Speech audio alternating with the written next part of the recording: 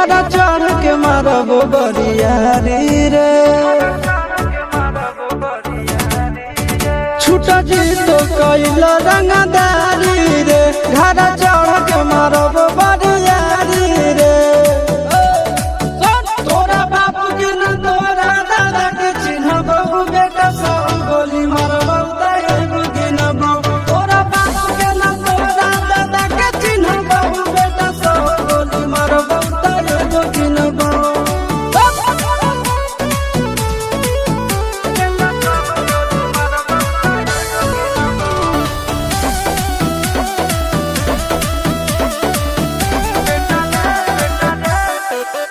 बेटा रे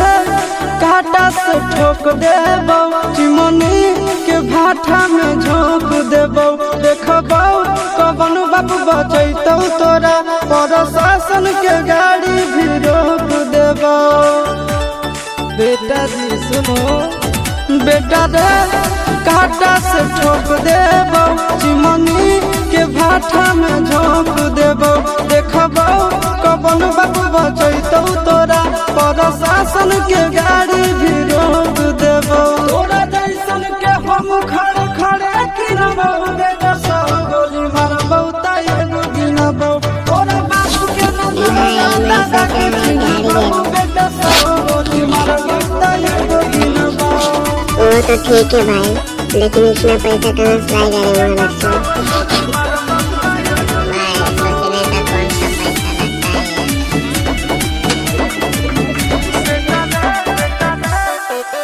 बेटा रे दौड़ा के बाजार में मारबो गोली तोर कपार में रंगदारी जे करम भी बिहार में गड़ देबो गंगा जी किनार में इतना मार पड़तो न बेटा बेटा रे दौड़ा के बाजार में मारबो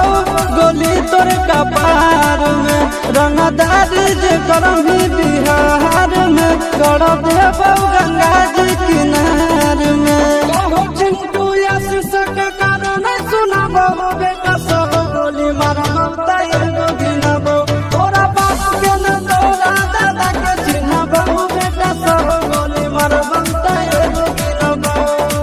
मारत मारत पिछुआरा लाल कर दे बेटा ध्यान से बाप इधर है।